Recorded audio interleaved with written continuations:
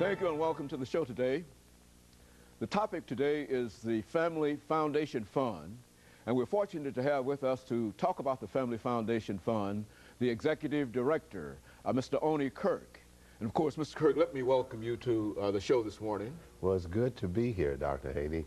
We've watched you over the years and been very grateful for the opportunity to be here with you today. Very good. I thank you, and I appreciate that, Mr. Kirk. Mr. Kirk, you know, the Family Fund Foundation is an effort on your part and others to deal with some of the problems that we're having with our young people today. Yes. And we'd like to talk about that today and to see how we might be able to assist you in doing whatever you're trying to do in terms of dealing with these young people. Yeah. But before we get started in that, Mr. Kirk, let's have you to give us some information about your background, your education, and some of the things that motivated you in a real sense to become involved with what would eventually become the Family Fund Foundation. I mean, the Family Foundation Fund. Yes. And then we'll talk about other things. Well, over the years, I grew up in Texas. I grew up in El Paso, Texas.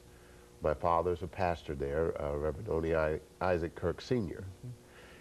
And we had a wonderful life, Dr. Haney. Dad taught us the importance of integrity, respect for those in authority, the importance of hard work. After I graduated, I went to Texas Tech University, and while at Texas Tech, I was introduced to the Southwestern Publishing Company. Southwestern is located here in Nashville. So my first summer was 1971. I came here to sell books. When I completed college, Southwestern offered me an opportunity to be a sales manager. I was probably the first minority in management at Southwestern.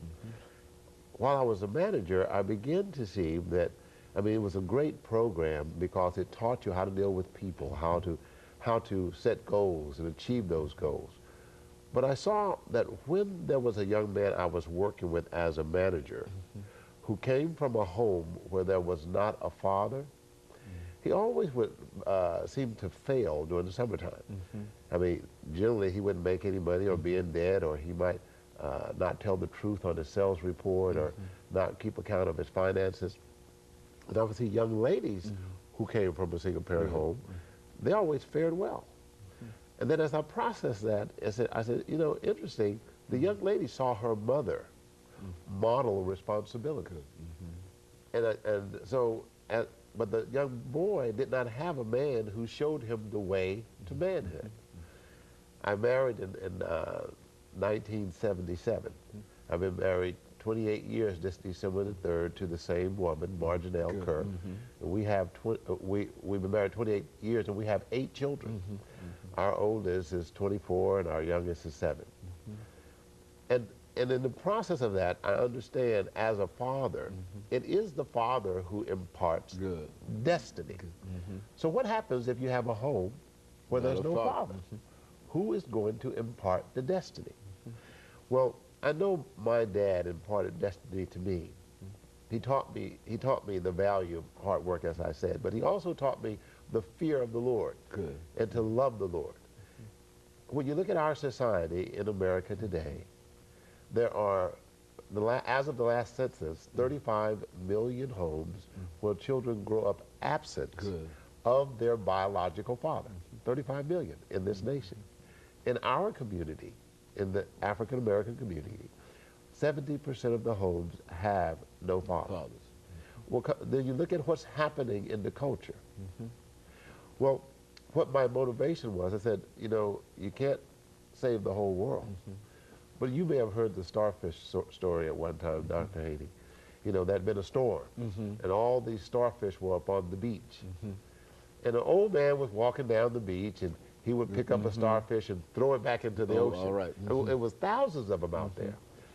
A young man come jogging down the beach and say, "Oh man, what are you doing? You're not going to be able to save all these starfish." Good.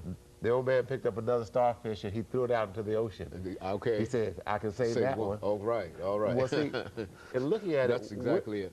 We're not able to touch the masses, but we have tremendous stories and testimonies of young men that we have mentored and fathered who've gone on to achieve wonderful and great things in their lives. Very good.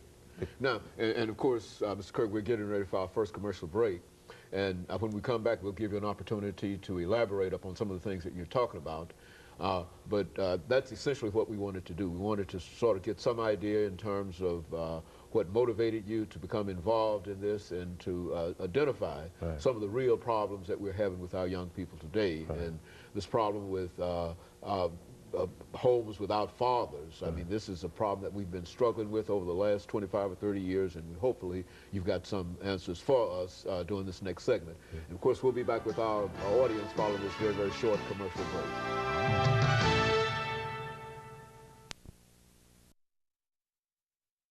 Kirk, who is